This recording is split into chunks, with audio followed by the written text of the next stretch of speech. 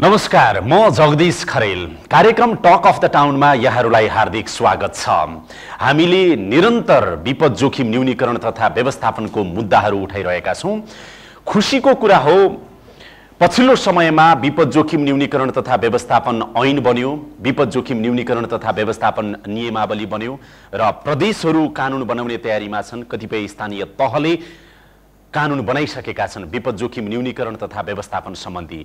त्यसो भए अब कानुन बनाउने महत्त्वपूर्ण थलो, सार्वभौम थलो संसदको भूमिका सकियो त विपद जोखिम न्यूनीकरण तथा व्यवस्थापनको सन्दर्भमा? माननीय सांसदहरूको भूमिका सकिएको हो त, अब छैन त भन्ने पनि चर्चा हुन सक्छ।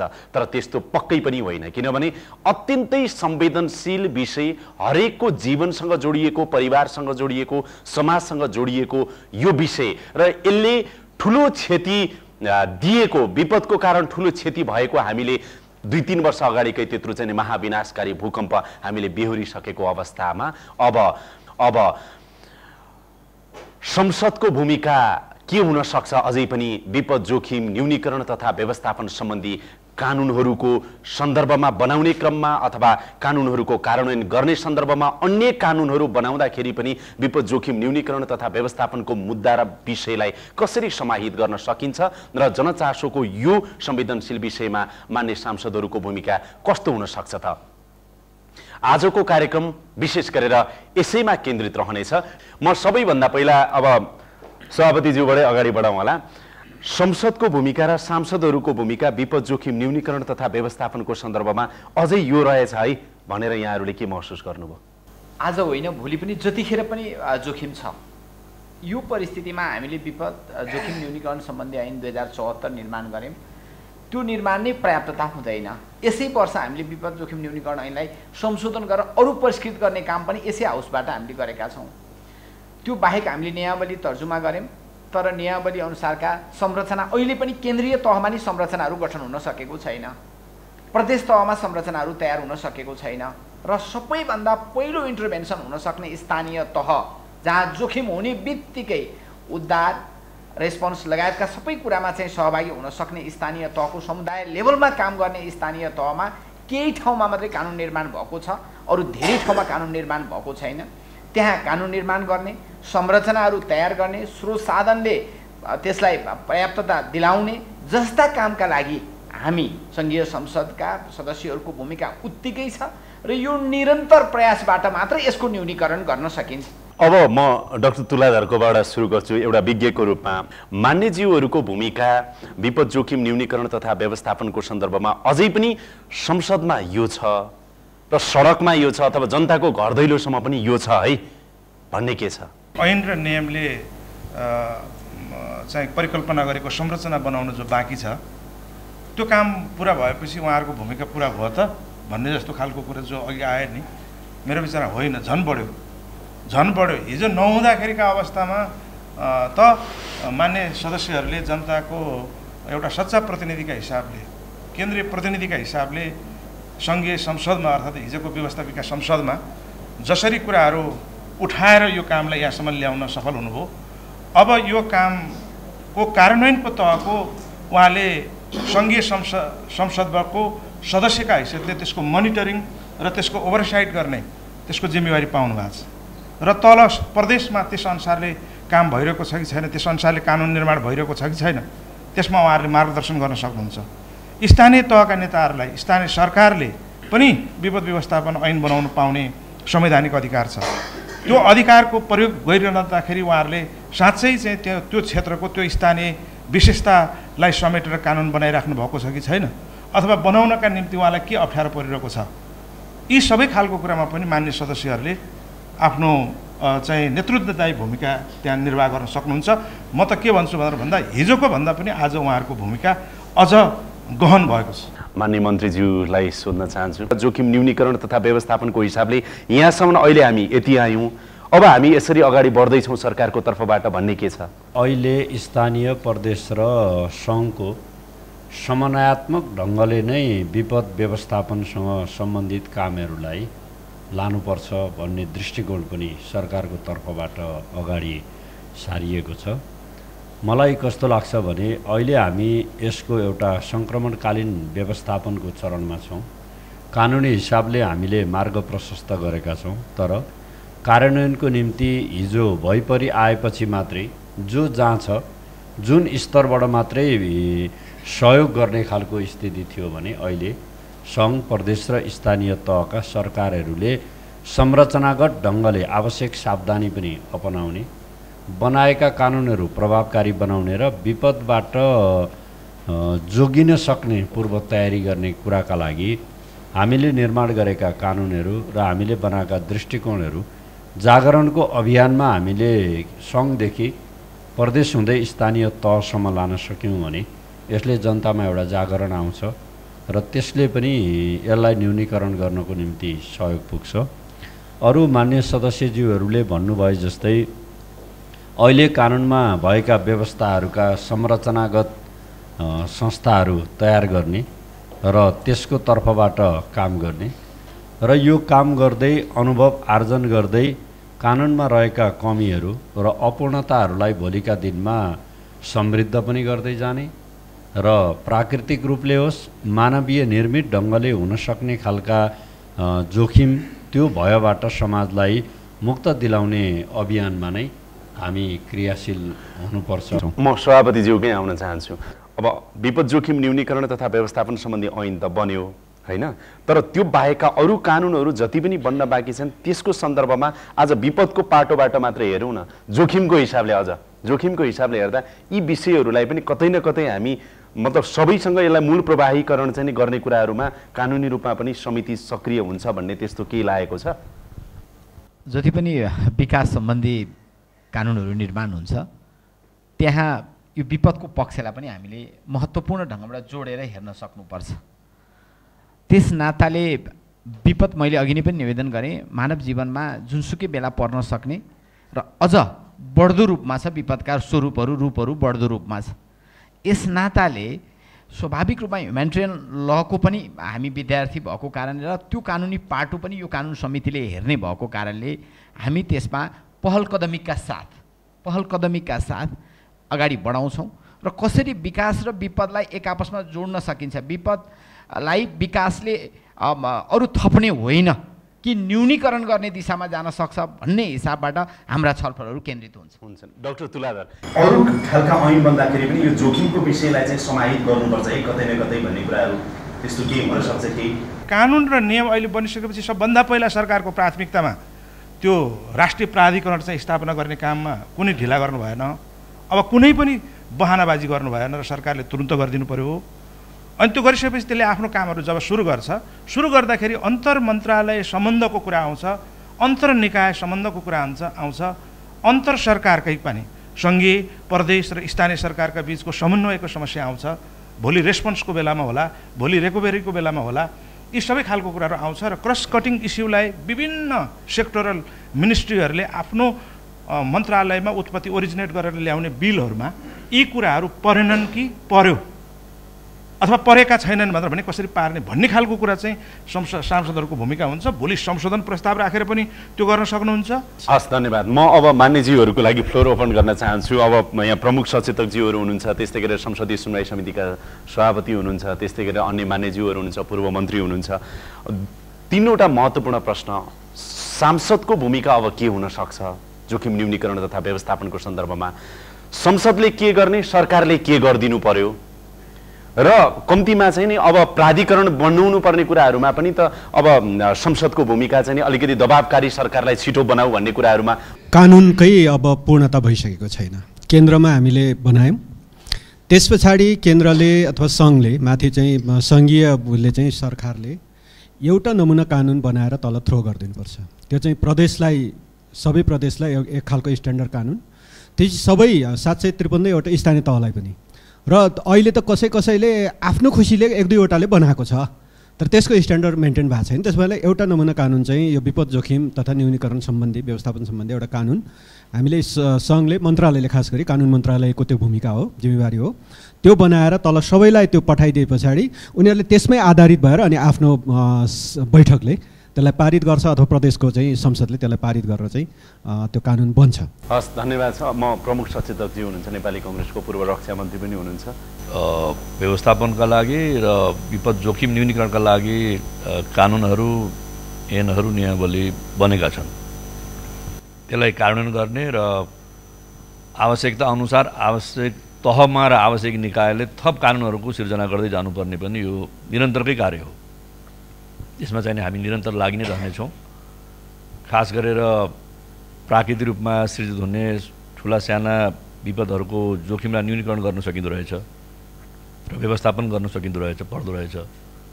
र त्यस्तै मानव सृजित चाहिँ विपदहरूलाई त त्यसलाई धेरै न्यूनीकरण गर्ने र रोकथाम गर्न आवश्यक रहेछ। यसका लागि कानुन मात्रै बनाएर भएन, संरचना पनि चाहियो। नयाँ नयाँ संरचनाहरू पनि बनाउने हो यसका लागि। र त्यसका लागि राज्यलाई, सरकारलाई हामीले निरन्तर चाहिँ आग्रह पनि गर्छौँ, दबाब पनि दिन्छौँ। यो विषयले कतिको प्राथमिकता पाउँछ आगामी दिनहरूमा, बहसको सन्दर्भमा? अब अहिले सन्दर्भमा भर्खरै चाहिँ प्राथमिकता पाउला? भर्खरै ऐन बन्यो र नियमावली बन्यो होइन, र यसका सम्बन्धित चाहिँ अरू ऐन बन्ने क्रममा त्यसमा चाहिँ हामीले सचेततापूर्वक सरकारलाई मद्दत पुर्याइदिने, आवाज उठाइदिने र बनेको ऐनलाई कार्यान्वयन गर्ने क्रममा यो संरचनाहरूको निर्माण गरिदिने र सङ्घीय तहमा, प्रदेश तहमा र स्थानीय तहमासम्म पनि त्यो उत्तरदायित्व बोध गराउने र जागरुकता थप्ने सबै हाम्रो कानुनको कार्यान्वयन गर सरकार। छिटो यो विपद जोखिम न्यूनीकरण तथा व्यवस्थापन सम्बन्धी राष्ट्रिय प्राधिकरण बनाऊ, अथवा भोलि आगलागी होला, भोलि बाढी आउला, भोलि पहिरो जाला, भोलि भैँचालो नै आउला, यस्ता अवस्था आएको सन्दर्भमा सदनमा नेपाली कङ्ग्रेसको तर्फबाट व्यापक रूपमा मान्ने सांसदहरूले आवाज उठाएको र यसमा चाहिँ नि हामीले एक त पाइनेछ। सरकारसँग आग्रह गर्छौँ कि यो ज्यादै महत्त्वपूर्ण विषयलाई चाहिँ राजनीतिकरण नगरिकन यो हाम्रो सबैको साझा दायित्व हो र साझा रूपमै यसलाई अगाडि बढाउँ, नम्बर 1। र नम्बर 2, बनिसकेका कानुनहरूको कार्यान्वयन गरौँ। सरकारलाई घचघचाउने पनि हाम्रो दायित्व हो र कानुन बन्दाको अवस्थामा त्यसलाई परिपक्व कानुन बनाउने पनि नितान्त आवश्यक छ। म एउटै कुरो के भन्छु भने कानुन निर्माणको प्रक्रिया नै हाम्रो देशमा अधुरो छ। कानुन निर्माणको प्रक्रिया हामीले एउटा कानुन मन्त्रालयमा एउटा विङ्स बनाएर सबै कानुन बनाउनु पर्छ। अहिले के छ भने अरूले बनाइदिने र कानुन मन्त्रालयले त्यसलाई ओके भन्ने या केही संशोधन भन्ने, एउटा विङ्स चाहियो, परिपक्व जुन ड्राफ्ट हो जसलाई जिरो ड्राफ्ट पनि भन्न सकिन्छ, त्यहाँबाट अन्य मन्त्रालयसँग हामीले सुझाव लिने हो। हामी यदि सबै विधेयक बनायौँ भने मात्रै सम्भव हुन्छ र जहाँसम्म लाग्छ अब प्राधिकरणको कुरामा अब यो देशको सिस्टम धेरै आयोगहरू बनेको छ, राष्ट्रिय योजना आयोग के छ, मन्त्री त बल्ल आफ्नो त्यो सडक बनाइदिने, फेरि 2 महिनामा त्यो सडक घर बनाउन, बिल बोल्ने, विद्युत बनाउन हटाउने। त्यसले गर्दाखेरि या त ठोस रूपमा जब आयोगहरू हामी कार्यान्वयनतिर जाँदैनौँ, मलाई लाग्दैन यो विपद व्यवस्थापन यति बनेका ऐनहरूलाई चाहिँ हामीले लागू गर्दै त्यसलाई चाहिँ हामी अगाडि बढ्नुपर्छ र यो अहिलेको सङ्घीय 3 तहको सरकार छ, 3 तहको सरकारलाई पनि हामीले निगरानी गर्दै हेर्दै चाहिँ हामी अघि बढ्नुपर्छ। र जनप्रतिनिधिको नाताले पनि म के भन्न चाहन्छु भने म आफ्नो ठाउँमा, आफ्नो क्षेत्रमा, आफ्ना जिल्लामा चाहिँ आफूले गर्ने हरेक कार्यक्रमहरूमा चाहिँ हरेक सांसदले, मैले मात्र नभएर हरेक सांसदले चाहिँ यस्तो विपद जोखिम न्यूनीकरणका कुराहरूलाई चाहिँ आफूले जानेका कुराहरूलाई चाहिँ हरेक भाषण, हरेक छलफल, हरेक बैठकमा चाहिँ 5 मिनटसम्म पनि राखेर हरेक जनतालाई चाहिँ हामीले सचेत गराउनुपर्छ, किनभने यो हाम्रो जिम्मेवारी पनि हो। हामीले बनाइसकेको विपदको ऐन र जुन नेवाली छ त्यसलाई अझै परिष्कृत, आजको युगमा, आजको सन्दर्भमा अझै वैज्ञानिक तरिकाले विश्लेषण गरेर समृद्ध बनाउन जरुरी छ जस्तो लाग्छ। हामी सांसदहरूको त्यसमा महत्त्वपूर्ण भूमिका हुन्छ भन्ने एउटा नम्बर 1मा यो कुरा राख्न चाहन्छु। नम्बर 2मा म के कुरा भन्न चाहन्छु भने जस्तो अहिले पनि सङ्घीय संसदले नै राष्ट्रको, देशको नीति कानुन बनाउने हो। र अब हामी आगामी वर्षको नीति कानुन बनाउनका लागि अर्को ट्रेनको छलफलमा पनि लागेका छौँ। हाम्रो अस्ति मात्रै हाम्रो पार्लियामेन्ट सकिएको छ। प्रधानमन्त्री सम्माननीय प्रधानमन्त्रीज्यूले सांसदज्यूहरू जिल्ला जानुहोस्, योजनाहरू जिल्लाका समस्याहरू बुझेर आउनुहोस् पनि भनेर हामीलाई एक खालको निर्देशन दिइसक्नु भएको छ। हामी बनाउँदैछौँ। तर अब हामी त्यसलाई विपद जोखिमलाई न्यूनीकरण गर्ने व्यवस्थापन गर्ने तरिकाले अगाडि गइरहेका छौँ कि छैनौँ, अब साँच्चै विश्लेषण गर्नुपर्ने भएको छ। यो कार्यान्वयन गरेर तलसम्म लाने कि नलाने यो लानुपर्छ। अब हाम्रो दायित्व पनि हो, हामी मान्ने छौँ, जनताले चुनेर पठाएको छ, हाम्रो दायित्व पनि हो। हामीले पनि तल गएर जनताको बिचमा यो कुरा त राखेका पनि छौँ। तर पनि हामीले अनुगमन गर्ने चलन छैन। बाटो बन्छ, रोड बन्छ, त्यहाँ सिमेन्ट कति हाल्यो, गिटी कति हाल्यो, बालुवा कति हाल्यो, त्यो विरोध मात्रै गर्ने हाम्रो चलन छ। घर बनाउँछ, घर बनाउँदाखेरि कति के आधारमा घर बन्ने त्यो कुरोहरू छैन। अब आउने जति योजनाहरू छ त्यसमा यसलाई इन्डोर्स गर्ने चाहिँ परम्परालाई चाहिँ अगाडि बढाउनुपर्छ। त्यसमा हरेक मन्त्रालयमा यसको निर्देशन जानु पर्यो र यो ऐनलाई कसरी त्यहाँ इन्डोर्स गरेर लग्ने हो त्यतातिर चाहिँ लग्नुपर्ने अवस्था म देख्छु। र खास गरिकन शिक्षामा हामीले प्राथमिकता दिनु पर्यो।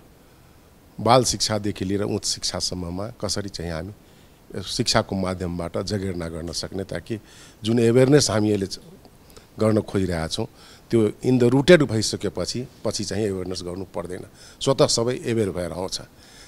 त्यसैले यतातिर जानु पर्यो। र चाहिँ नीतिमा चाहिँ हामी चाहिँ नीति निर्माण गर्दाखेरि जति नीतिहरू निर्माण हुन्छन् सरकारको, त्यो नीतिमा विपद व्यवस्थापन न्यूनीकरण तथा व्यवस्थापनलाई कति सूक्ष्म तरिकाले उहाँहरूले हेरेको छ, त्यसमा हामी पहिला पार्लियामेन्टेरियनहरू पनि सचेत हुनुपर्ने आवश्यकता मैले महसुस गरेको छु। अहिले हाम्रो यो कानुन बन्न त बनेछ, हाम्रो सरकार पनि छ न छ, तर हामी गरिबको लागि अझ थिचोमिचोमा हामी पढेकै छौँ। अन्तर सरकार समन्वय पनि हुनुपर्छ। 3टा सरकार छन् र केन्द्र सङ्घका पनि अन्तर मन्त्रालय पनि एकदमै यो एकाकार हुनुपर्छ।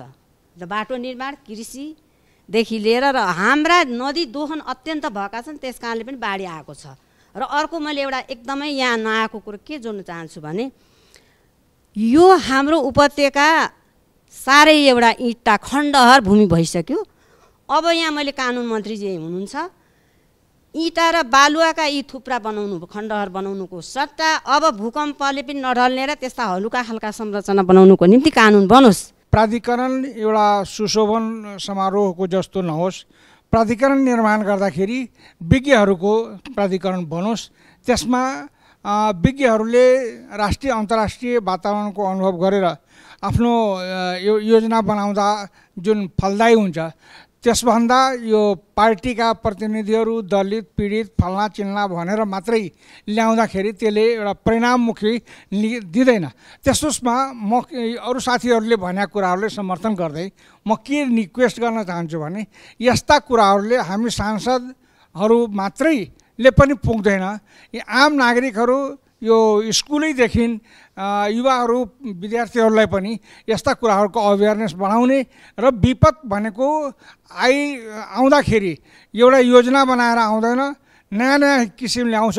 किसानको विपद छुट्टै हुन्छ, बिरामीहरूको विपद छुट्टै हुन्छ, गरिबहरूको विपद छुट्टै हुन्छ। यी सबैका विषयमा हामीहरू अवेरनेस बढाउनेतिर लागु र यो हाम्रो भूमिका पनि छ। र आज यो कार्यक्रमले जुन एउटा विज्ञता बढाएको छ, अवेरनेस बढाएको छ, त्यसको लागि हार्दिक धन्यवाद। मान्यज्यूहरूले हामी सांसदहरूले गर्नुपर्ने के पनि अब हामीहरू किन हाम्रो सम्मानीय प्रधानमन्त्रीज्यूले हामीलाई जिल्ला जानुहोस् तपाईँहरू भनेर भन्नुभएको छ 1 महिनाको लागि। हामी जिल्ला गएर हामीहरू जनचेतनाको सबभन्दा यो जोखिम न्यूनीकरणमा हामीले जनचेतना नै हो सबैभन्दा मुख्य कुरा। र हामीहरू त्यहाँ गएर हामीहरूले अब त्यहाँ गएपछि त हामीहरू विभिन्न ठाउँमा हामीहरू जानेछौँ र जाँदाखेरि हामीहरू यो इस्यु उठाउने छौँ र म गर्छु र सदनमा पनि म उठाउने प्रतिबद्धता जाहेर गर्छु। तपाईको रिकमेन्डेसन अथवा सल्लाह सुझाव के छ कि सरकारलाई यस्तो प्राधिकरण बनाऊ है, प्राधिकरणको सिइओ यस्तो नियुक्त गरौँ भन्ने कुरामा केही छ कि? त्यो ऐनले नै व्यवस्था गरेको छ। वास्तवमा एउटा सिइओको योग्यता त्यसले निर्धारण गरेको छ। स्नातकोत्तर मास्टर डिग्री हुनै पर्यो 10 वर्ष विपदको क्षेत्रमा चाहिँ घनीभूत ढङ्गले उसले काम गरेको हुनु पर्यो। अहिले यहाँ आएको सुझावमा यो त न्यूनतम योग्यताको कुरो भयो र हाम्रो पार्टीगत धारणाहरू आदि इत्यादि त्यस्तो खालको चाहिँ हाम्रो आग्रहभन्दा पनि माथि उठेर असाध्य उपयुक्त खालको मान्छे, किनभने यो पहिलो सुरुवात हुँदैछ, सुरुवातमा नै दाँतमा ढुङ्गा लागेको जस्तो नहोस् र असाध्य उपयुक्त खालको मान्छे त्यहाँ नियुक्ति होस् र नियुक्ति भए सँगसँगै यो विपद जोखिम न्यूनीकरण तथा व्यवस्थापन प्राधिकरणको सिओ नियुक्ति हुने बित्तिकै नयाँ आयामको सुरु हुन्छ, नयाँ कामको थालनी हुन्छ। त्यो थालनी भइरहेको अनुभूति नेपाली जनताले गर्न पाउन्। हस्, म धन्यवाद दिन्छु। माननीय मन्त्रीज्यूलाई यही प्रश्न, अब सरकारको तर्फबाट अब ऐन बन्यो, नियमावली बन्यो, यो सबै कुराहरूमा यहाँहरूलाई धन्यवाद छ र तपाईँ एउटा मन्त्रीको रूपमा यसपाला उपलब्धि पनि भयो। यो सरकारको कानुन बनाउने वर्षको हिसाबले एकदमै कानुनहरू धेरै भने त्यो पनि खुसी लागेको छ। अब यो प्राधिकरण, विपद जोखिम न्यूनीकरण तथा व्यवस्थापन प्राधिकरण कहिले बन्दैछ, कसरी बन्दैछ, के सोच्नु भएको छ? अब यो प्राधिकरणको बारेमा जुन हामीले कानुन निर्माण गऱ्यौँ, संरचना बनाउनुपर्छ भन्ने कानुनमै व्यवस्था भएको कुराले सरकार चाहिँ यसमा संरचनागत ढङ्गले नै व्यवस्थापन गरेर जानुपर्छ भन्ने सोचाइ भएकैले यो कानुन आएको भन्ने कुरा म प्रश्न गर्न चाहन्छु। जहाँसम्म नयाँ विषय, नयाँ व्यवस्थापनका लागि आरम्भबाट राम्रो गर्नुपर्छ भन्ने सुझावका लागि म धन्यवाद दिन चाहन्छु। तपाईँ हामीले देखेको योग्य व्यक्ति राज्यले योग्य देख्न पनि सक्छ, हामीले देखेको योग्य व्यक्तिभन्दा राज्यले अझ त्योभन्दा माथिल्लो स्तरको योग्य व्यक्ति पनि देख्न सक्छ। तर योग्यतम व्यक्तिहरू आउँछ। यसमा कुनै विषय वा सुविधाका निम्ति राज्यले वितरण गर्दैन। एक दुईवटा विषय चाहिँ मैले संक्षेपमा बुँदागत रूपमा मात्रै भन्छु कि सुझावहरू धेरै आएका छन्। यो दबाबको कुरामा पनि जगदीशजीले अलि जोड गर्नुभयो। दबाबभन्दा अहिलेको सरकार चाहिँ सुझावबाटै काम गर्ने भएको हुनाले दबाबको विषयलाई धेरै मुखरित नगर्दैखेरि पनि हामीले चाहिँ अगाडि बढ्न सक्छौँ। उदाहरणको रूपमा भनौँ, अहिले हामीले कानुन निर्माण गर्दाखेरि अपवाद बाहेकका विषयमा हामीले सर्वसम्मतिबाट पास गऱ्यौँ। दुईवटा विषयमा मात्रै हामीले चाहिँ प्रक्रियाबाट टुङ्ग्यायौँ। यो राम्रो संस्कारलाई नै प्रमोट गर्ने खालको कुरा र सरकार यो गर्नुपर्छ भनेर उचित भनेका कुराहरू ग्रहण गर्ने योग्यता राख्छ भन्ने मैले ठान्दछु। तल नमुना कानुनहरू निर्माण गर्ने खालका कुरामा हाम्रो सहयोग र एकरूपताको विषय मननयोग्य छ। नयाँ विषयमा त्यसले तलबितल नगरोस् भन्ने कुरा र कानुन निर्माण गर्ने सन्दर्भमा हामीले अहिलेसम्म परम्परा धान्दै आएका छौँ। हाम्रो हिजोको मोडालिटी जे हो त्यही मोडालिटीबाट हामी गएका छौँ।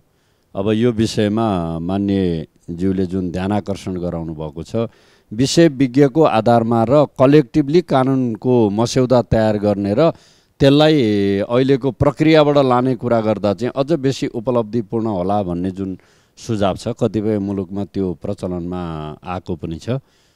त्यसलाई हामीले आपसी छलफल गरेर नै अगाडि बढाउन सक्छौँ। भएर गरेका कुराहरूलाई हामीले सकारात्मक ढङ्गले लिनुपर्छ भन्ने मैले मान्यज्यूहरूसँग आग्रह गर्न चाहन्छु। राज्यको हिसाबले हामी हिजोभन्दा सकारात्मक छौँ। अब लामो समयदेखि युगौँदेखि एक खालको परिवेश भएकोले रातारातै त्यो छलाङ नहोला, तर पनि हाम्रा कदम सकारात्मक छन्, एउटा मैले अनुरोध गर्न खोजेको। दोस्रो, हामीले चाहिँ जुन विषयमा पीडा हुन्छ त्यो विषय उच्च र त्यही महत्त्व हो भन्ने त्यो फोरममा जाँदा हामीलाई लाग्छ। तर राज्यका सीमित साधन स्रोतहरूभित्रबाट व्यवस्थापन गर्ने कुरामा चाहिँ प्राथमिकता दिनुपर्दा कतिपय हामीले चाहे अनुरूपको कुरा राज्यले गरेन कि भन्ने लाग्छ।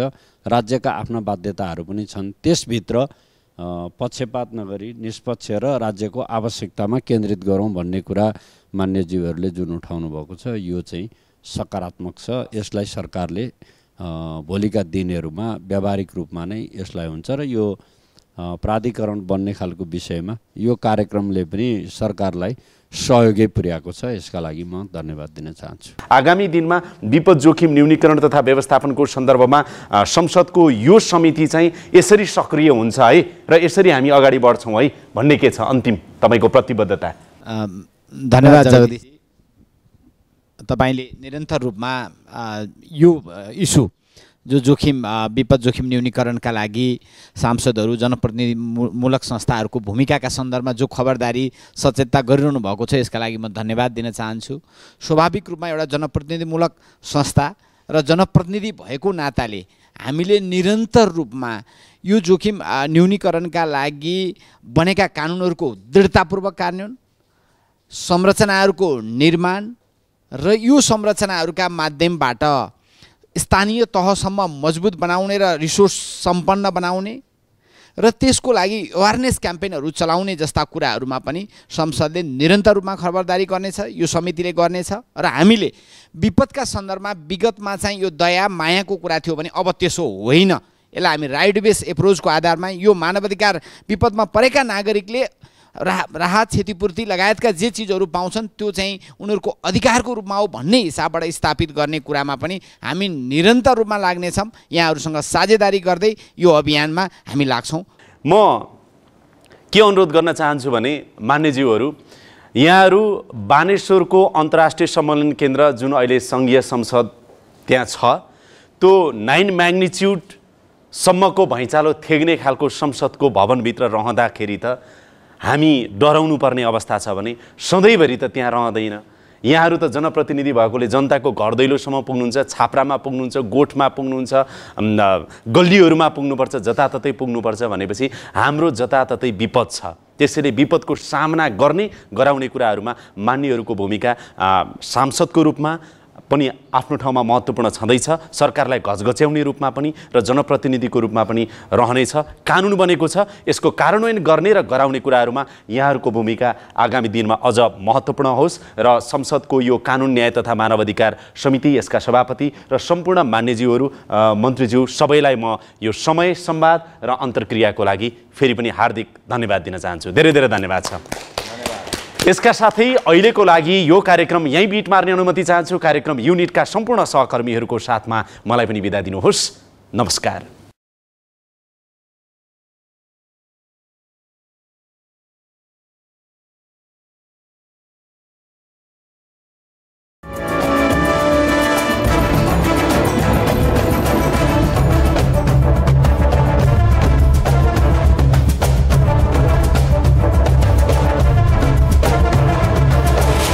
Talk of the Town.